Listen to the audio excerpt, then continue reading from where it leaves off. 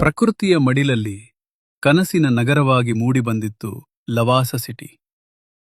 ಎತ್ತರದ ಬೆಟ್ಟಗಳು, ಸುಂದರ ಸರೋವರಗಳು, ಐಷಾರಾಮಿ ಮನೆಗಳು, ವಿಶ್ವಮಟ್ಟದ ಟೌನ್ಶಿಪ್ ಎಂಬ ಕನಸು. ಆದರೆ ಆ ಕನಸಿನ ಹಿಂದೆ ಪರಿಸರ ನಿಯಮಗಳ ಉಲ್ಲಂಘನೆ, ಕಾನೂನು ವಿವಾದಗಳು ಮತ್ತು ಆರ್ಥಿಕ ಸಂಕಷ್ಟಗಳು ನಿಧಾನವಾಗಿ ಬೆಳೆಯುತ್ತಿದ್ದವು. ಯೋಜನೆಗಳು ನಿಂತವು, ಹೂಡಿಕೆದಾರರು ಹಿಂದೆ ಸರಿದರು, ಜನರ ಕನಸುಗಳು ಅಪೂರ್ಣವಾದವು. ಒಮ್ಮೆ ಸಂಭ್ರಮದಿಂದ ತುಂಬಿದ್ದ ರಸ್ತೆಗಳು ಇಂದು ನಿಶ್ಶಬ್ದವಾಗಿವೆ.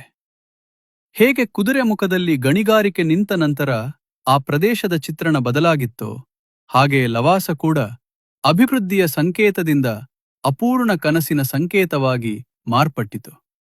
ಇದರಿಂದ ಒಂದು ಮಾತ್ರ ತಿಳಿಯುತ್ತದೆ: ಪ್ರಕೃತಿ, ಕಾನೂನು ಮತ್ತು ಆರ್ಥಿಕ ಸಮತೋಲನವನ್ನು ಕಡೆಗಣಿಸಿ ಕಟ್ಟಿದ ಯಾವುದೇ ಕನಸು ಶಾಶ್ವತವಾಗಿರುವುದಿಲ್ಲ.